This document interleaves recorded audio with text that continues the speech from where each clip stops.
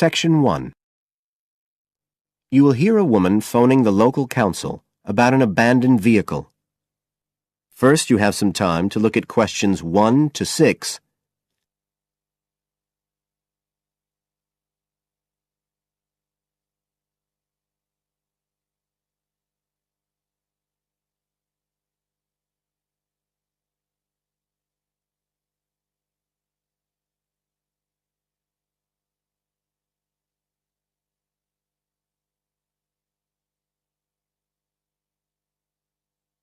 You will see that there is an example which has been done for you. On this occasion only, the conversation relating to this will be played first.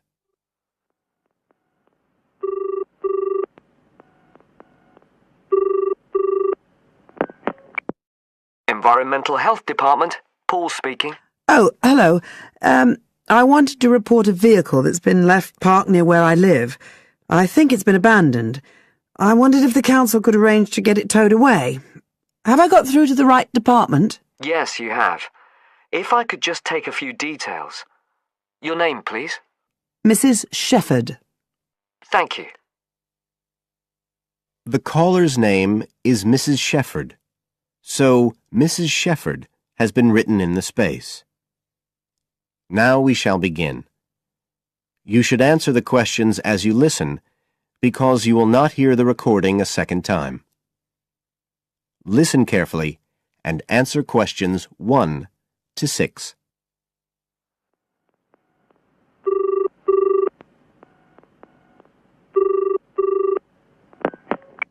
Environmental Health Department, Paul speaking. Oh, hello. I wanted to report a vehicle that's been left parked near where I live. I think it's been abandoned. I wondered if the council could arrange to get it towed away. Have I got through to the right department? Yes, you have. If I could just take a few details. Your name, please? Mrs. Shefford. Thank you. It's not my vehicle, though. I just thought someone ought to report it. No, that's fine. What I need to do is take some details first, then we can decide what to do about the problem. Oh, I see. So the next thing I need to know is your address. Right, it's 41 Lower Green Street, Yes? Barrowdale. And the postcode's WH4 5JP. Fine. And if I could just ask for a telephone number. It's 01778 552387. I'm out quite a lot, but you can just leave a message on the answer phone if you need to. Or I could give you my mobile number. That's all right, don't worry. Now, could you tell me a little more about this vehicle? You say it's been abandoned. Well, it certainly looks like it. Can you give me an idea of where it is? Yes, it's near the main road that goes through Barrowdale. Is that the A69? Yes, that's right. Now, there's the primary school just towards the end of the village, and then next to that, next to the children's playground, there's a field, and it's in there. Oh. I wonder how it got in there. Well, there's a gate to allow farm machinery in and out. I thought something ought to be done about it. The children from the school might start playing in the vehicle and lock themselves in or something. Yes, you are quite right to report it.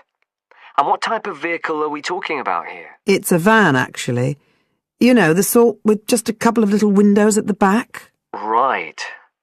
You don't happen to know the make and model, do you? Oh, yes. I went and had a look and got all the details. I thought you might need them. I'm surprised the school hasn't contacted you about it. Anyway, I wrote the details down. Right.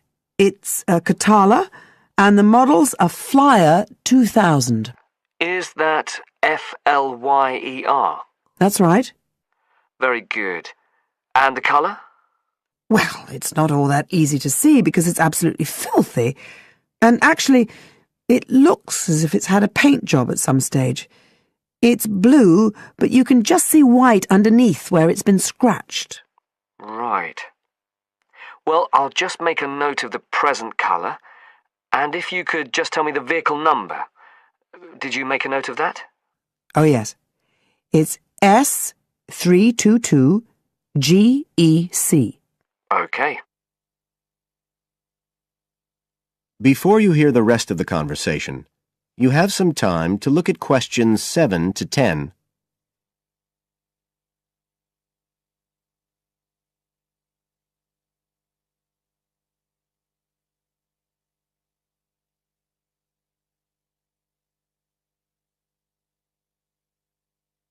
Now listen and answer questions 7 to 10. And it sounds as if the general condition of the vehicle isn't too good, from what you say. No, it's pretty poor. It wouldn't be drivable. It's got a flat tire and there's a crack in the windscreen. I reckon someone just wanted to get rid of it. That's usually the way. It's been there for nearly a week. No, it must be 8 days. I remember it was a Sunday morning when I noticed it. It wasn't there the day before. I walk past it most days on the way to the shops. I'd have thought the school would have reported it. Does the field actually belong to the school?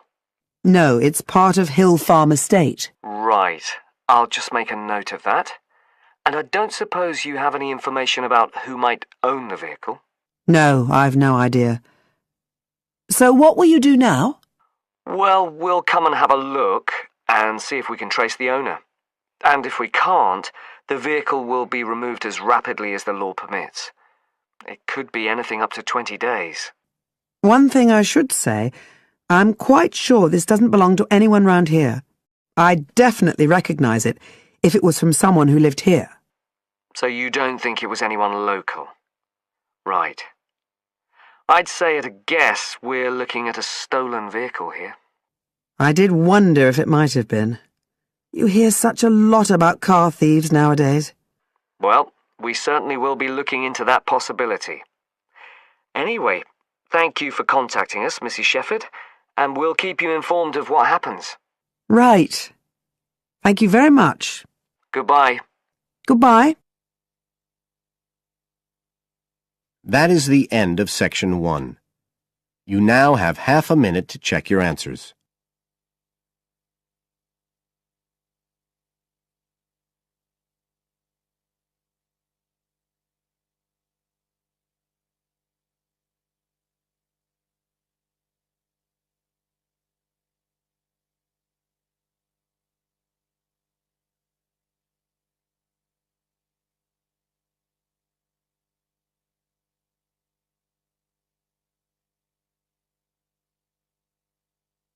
Now turn to Section 2.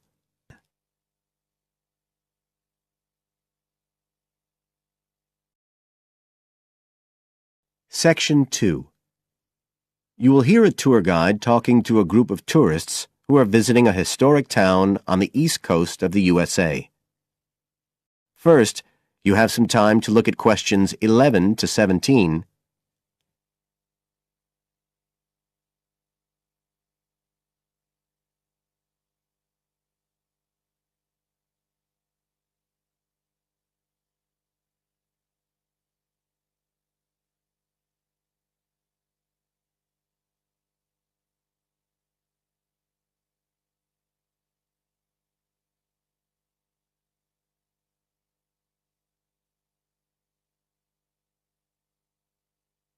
Now listen carefully and answer questions 11 to 17.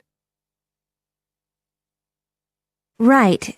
So here we are in Fairhaven, and we have a couple of hours to spend in this historic center before we carry on to our motel.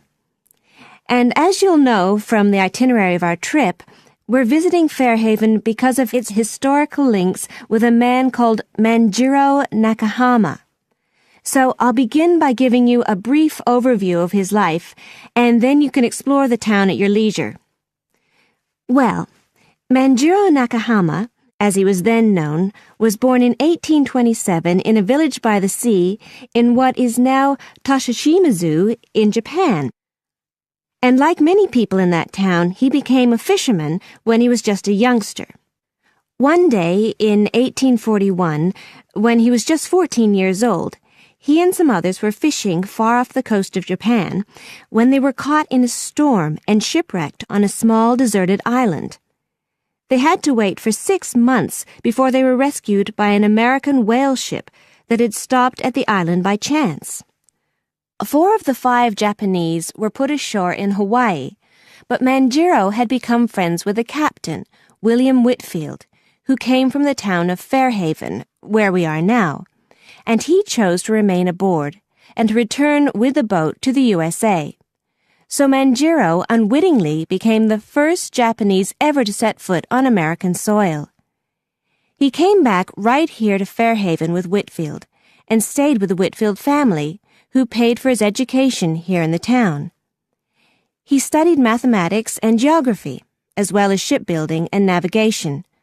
But he missed his mother and his own country, and eventually he went back to Japan, where he had a responsible position as a university teacher and also served an invaluable role as interpreter during the initiation of relations between Japan and the United States in the middle of the 19th century. But the most interesting thing is that the links between Toshishimizu and Fairhaven have remained and grown stronger over the years, in spite of the distance between them. And in fact, the two places now have the official status of sister cities. Both places are ports, so in fact the inhabitants have a lot in common. There have been a number of visits by the inhabitants of Toshishimizu, in particular at the time of the festival, which is held every 2 years here in Fairhaven to celebrate the life and achievements of John Manjiro. It takes place in the fall, and there's an ever-growing program including drumming, singing, martial arts, and stalls selling Japanese and American food. So if you're going to be in the region around then, it's really worth a visit. Before you hear the rest of the talk, you have some time to look at questions 18 to 20.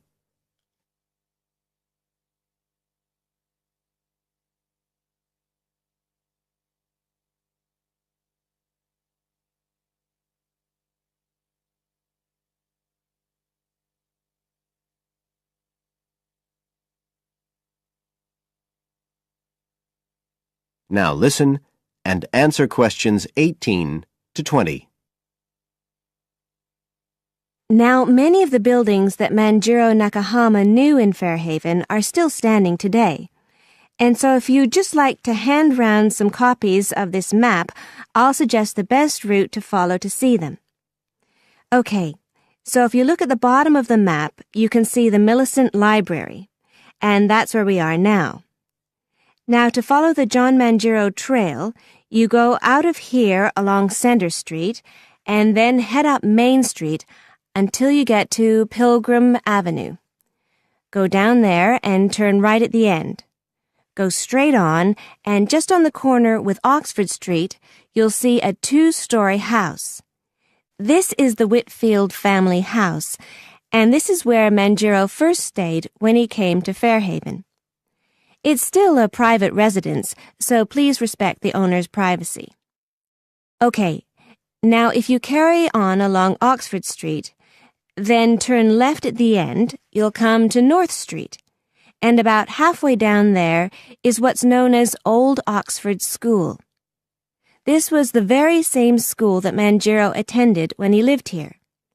It was considered to be the best school in town because of the quality of the building.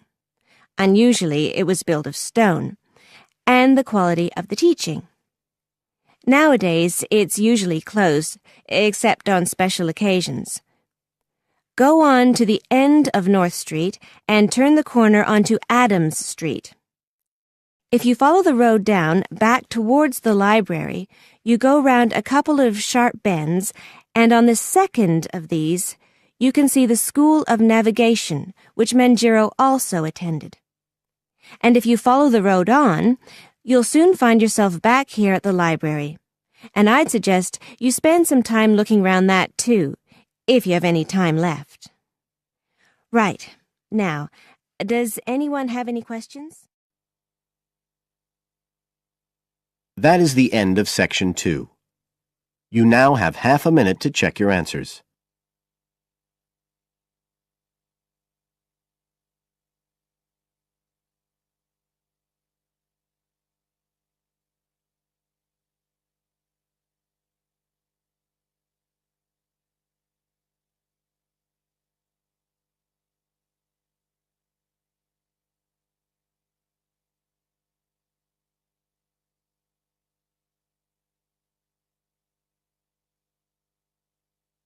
Now turn to Section 3.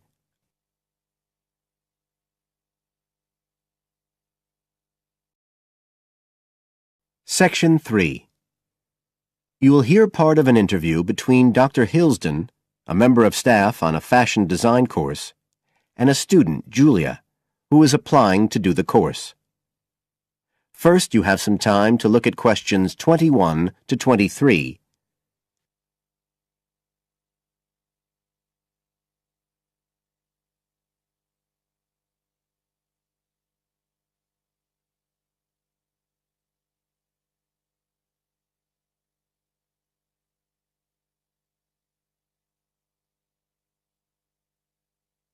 Now listen carefully and answer questions 21 to 23.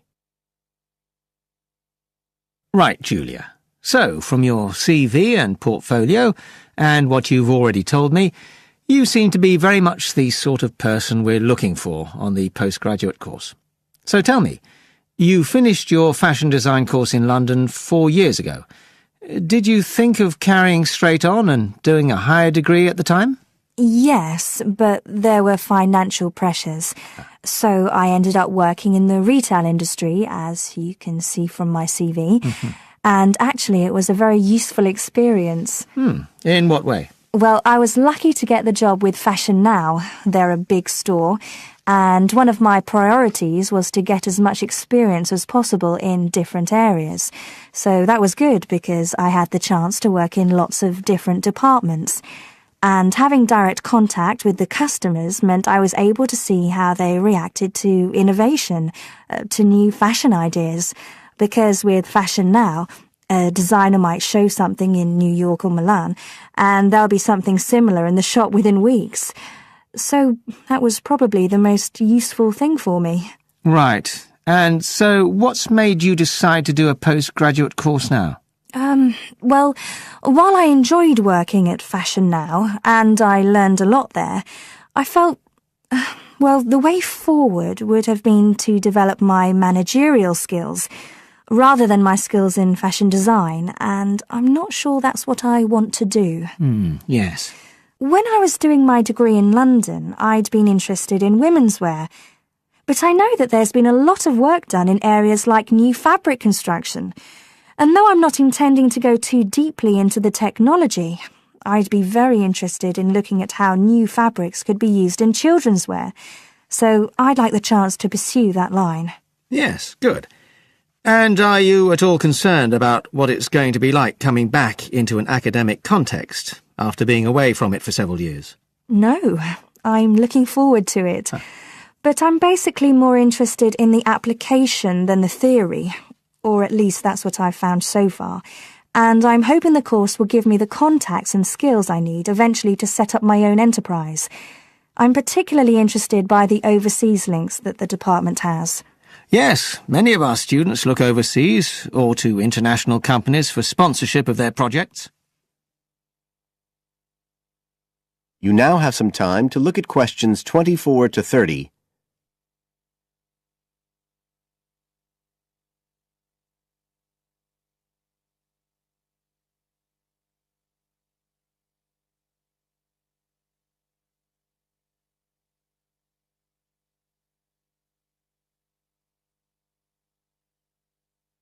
Now listen and answer questions 24 to 30. And the facilities here look excellent. I just went to look at the library. It's really impressive. There's so much room compared with the one at my old university. Yes, most students find it's a good place to study. And there are link-ups to other universities, of course, and all the usual electronic sources. The staff run an information skills programme, which we recommend all postgraduates do in the first week or two. Design students find these special collections particularly useful. Yes. Then we have a separate computer centre, which has its own academic coordinator, Tim Spender. He's got a background in art design, and the ethos of the centre is that it's a studio for innovation and creativity, rather than a computer laboratory. Oh, right. I liked the study spaces where students can sit and discuss work together. Very useful for joint projects. We always had to do that sort of thing in the cafeteria when I was an undergraduate. And I read in the brochure that there's a separate resource for photography. Yes, it's called Photomedia. It's not just for photography, but things like digital imaging and new media. It's a resource for all our students, not just fashion design. And we encourage students to work there, producing work that crosses disciplinary boundaries. It's well used. In fact, it's doubled in size since it was set up 3 years ago. And we also have an offshoot from that, which is called time-based media. This is for students who want to develop their ideas in the area of the moving image or sound. That's in a new building that was specially built for it just last year. But there are plans to expand it, as the present facilities are overstretched already. Right. Now, is there anything you'd like to ask about the course itself? I know it's a combination of taught modules and a specialist project, but how does assessment fit in? Well, as you'd expect on a course of this nature, it's an ongoing process. The degree course has 4 stages, and there are what we call progress reviews at the end of each of the first 3. Then the final assessment is based on your project. You have to produce a report, which is a critical reflection on your work. And is there some sort of fashion show? There's an exhibition. The projects aren't all focused on clothes as such. Some are more experimental, so that seems more appropriate. We ask representatives of fashion companies along, and it's usually well attended. Right. And another thing I wanted to ask. That is the end of section 3. You now have half a minute to check your answers.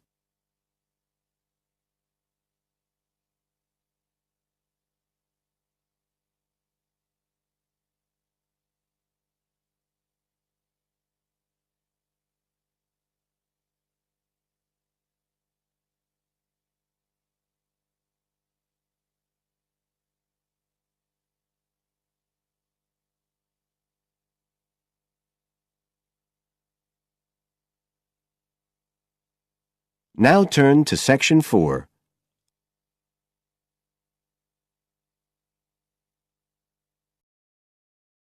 Section 4. You will hear a lecturer talking about the importance of laughter. First, you have some time to look at questions 31 to 40.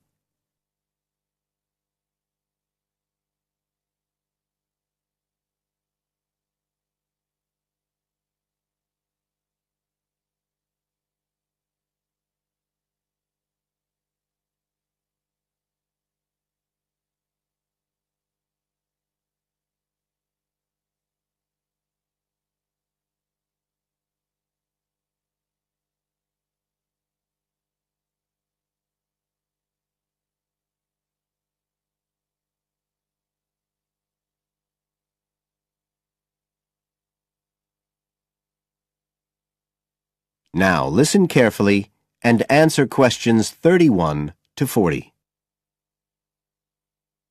Good afternoon, everybody. And in our second talk on social psychology, I want to look at the role of laughter in our lives, something that usually gets everyone smiling from the start. So, first of all, I'll start by looking at the actual nature of laughter.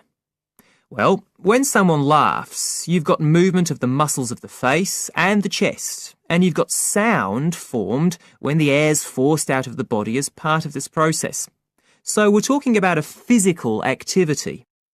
But obviously, other things are involved as well, and this is where it gets more complicated. Laughing isn't something that you normally decide to do, so it's not voluntary behaviour like ordinary speech. Instead, it's regulated by our instincts, rather like the singing of a bird or the roaring of a lion.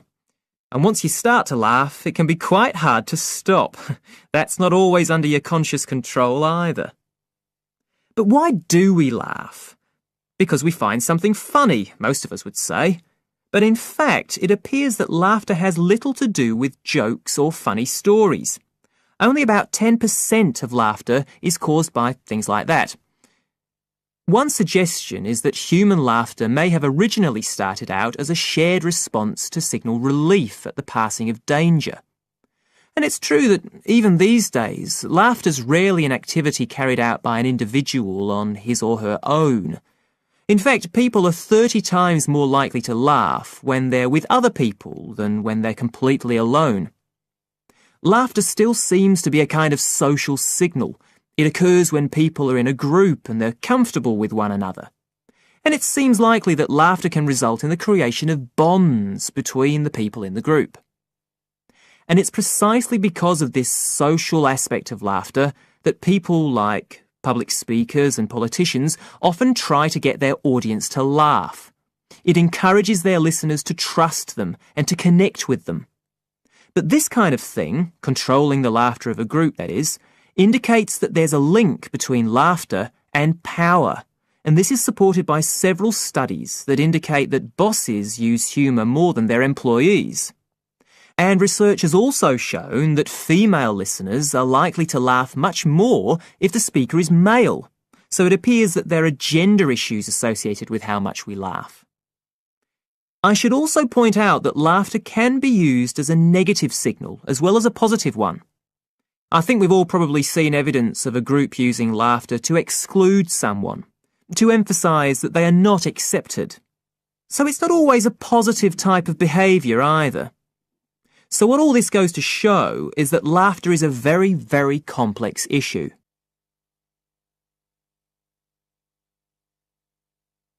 It does appear, however, that laughter has definite benefits. If we look first at the psychological aspects, we know that people often tend to store negative emotions such as anger, sadness and fear, rather than expressing them. And it seems that laughter provides a harmless way for the release of these emotions. But there are also clear physical effects that have been monitored too. For example, laughter is good aerobic exercise. It speeds up heart rate and respiration and raises blood pressure. One researcher suggests that 100 laughs a day is the equivalent of 10 minutes jogging. Laughter also helps prevent the stress that so many people suffer from today, which results from the faster pace of life and all that goes with it. It does this by reducing the levels of hormones in the blood which are caused by stress.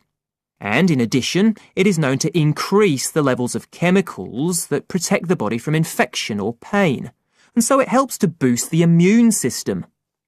One interesting study showed that people who had had surgical operations asked for fewer painkillers if they'd been viewing comic films. In fact, research has even shown that the quality of dreams can be positively affected by laughter. A good laugh 10 minutes before going to sleep can prevent you from having bad dreams and give a much more pleasant and restorative night's sleep. So there's now little argument that finding things funny and enjoying a good laugh is extremely beneficial to us all. What we need to consider now are the ways in which laughter can be used as a treatment for people who... That is the end of section 4. You now have half a minute to check your answers.